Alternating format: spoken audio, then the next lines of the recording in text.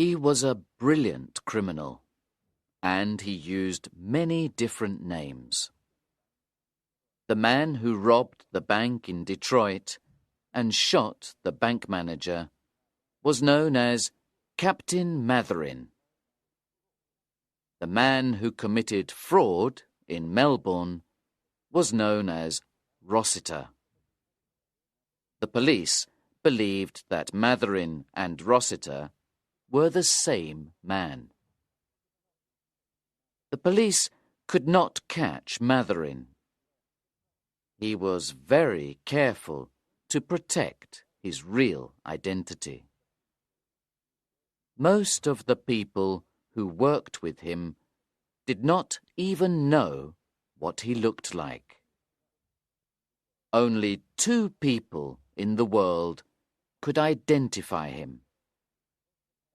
One of them was the bank manager he had killed in Detroit. Matherin shot him in front of his girlfriend.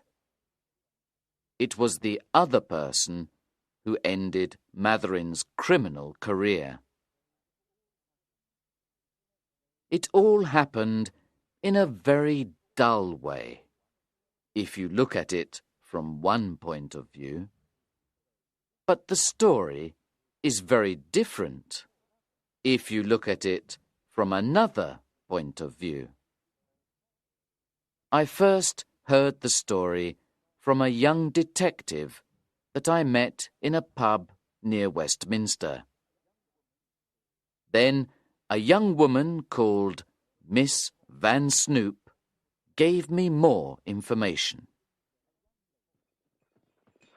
A young lady was driving down Regent Street one day in a horse-drawn cab. It was about 1:30 in the afternoon, and it was warm and sunny. The cab was travelling slowly because the young lady said she was frightened of horses. Regent Street was full of women doing their shopping and men standing around talking. The young lady looked at the street with interest. There was a little stir as the young lady's cab approached the Café Royal. One cab was stopping outside the restaurant, and there were 2 others behind it. The traffic in the street stopped for a moment. The girl looked at the people who were standing on the steps of the building. She sat back quickly in her seat. "Drop me here," she told the driver. Her accent was American. The driver stopped the cab and the girl got out. She gave the driver a coin. The driver looked at it with interest. He smiled. "Americans are very generous," he said to himself. The girl walked towards the Café Royal. She glanced at the men who were standing on the steps. Several of the men looked at her with interest. They were surprised to see a woman on her own. She entered the restaurant and walked into the dining room. "American, you can be sure of that," one of the men commented. "They go anywhere they want. They're not afraid of anything." There was a tall man walking in front of the girl towards the dining room. He was very well dressed. He stopped for a moment when he entered the dining room. He was looking for a table. The girl stopped behind him. The waiter waved the man to a table. The girl sat down at a table behind him. Excuse me, madam. The waiter said to her, This table is for 4 people. Would you mind... I guess I'll stay where I am. the girl said softly. She gave the waiter a determined look and put some money into his hand. The restaurant was full of people. Many people looked at the girl who was eating alone, but she did not seem to be embarrassed or shy. She did not look at anyone. When she was not looking at her plate, she kept her eyes fixed on the back of the man at the next table. He ordered champagne with his lunch. The girl drank water. Suddenly, she called a waiter. Please bring me a sheet of paper and my bill, she said quietly. The waiter came back with a sheet of paper. The girl thought for a few minutes. Then she began to write something. She folded the paper and put it in her purse. Then she paid her bill. A few minutes later, the man at the next table paid his bill as well. The girl put on her gloves and watched the man's back. The man got up to leave the dining room. He walked past the girl's table. She turned her face away and looked at a mirror on the wall. Then she too got up. She followed the man out of the dining room. The man stopped on the steps for a moment. The porter was talking to a policeman. He noticed the man and asked him if he wanted a cab. Yes, please.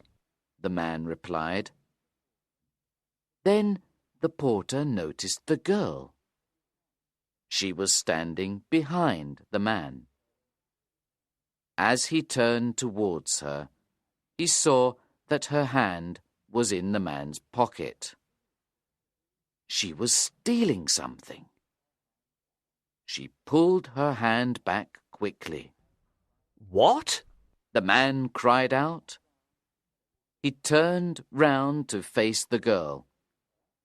Is something missing, sir? The porter asked him. My cigarette case. The man said. It's gone. What's this? Said the policeman. He stepped forward.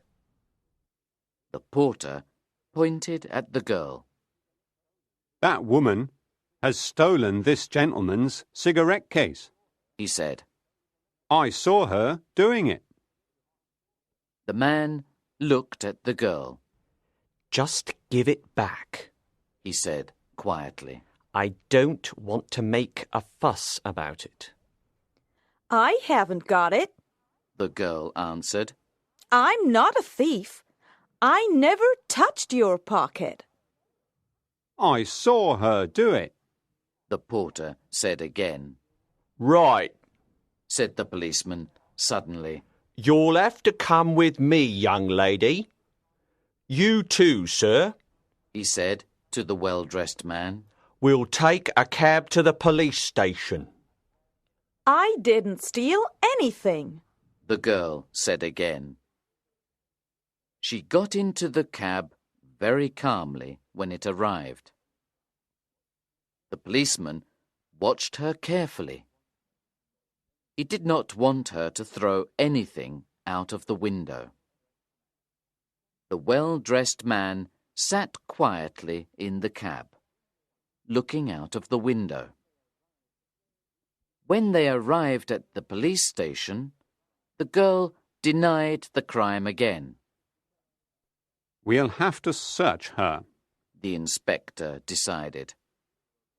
She was taken to a room for an interview with the female searcher. The girl entered the room of the female searcher. As soon as the door was closed, she put her hand in her pocket. She took out the cigarette case and placed it on the table. There you are. The girl said. Now, she went on, I want you to look in this pocket. Find my purse and take it out. The woman took out the girl's purse. Open it, the girl ordered. There's a note inside, she said. Read it, please. The woman took out the note the girl had written in the restaurant. It said, I am going to steal something from this man. It is the only way to get him into a police station without violence. He is Colonel Matherin, alias Rossiter, alias Connell. The police in Detroit, New York, Melbourne, Colombo, and London want him. He is a very dangerous man. I am a New York detective, Nora Van Snoop. Take that note to your boss. Miss Van Snoop told the woman. Do it now. The woman left the room and spoke to someone in the corridor. A few minutes later, the inspector came into the room. Don't worry, Miss Van Snoop told him. I've got my documents here with me. I can prove who I am. Are you sure that this is the man who shot the Detroit bank manager? The inspector asked her. Heavens! Miss Van Snoop cried. Didn't I see him shoot Will Stevens with my own eyes? Didn't I join the police to find him? The inspector left the room. The girl listened attentively. Then she heard a shout from the next room. What? The inspector came back. I think you're right, he told her. It is Matherin. But why didn't you ask the police to help you? I wanted to arrest him myself. Miss Van Snoop explained. And now I have, she said quietly. Oh, Will. Miss Van Snoop sat down and began to cry.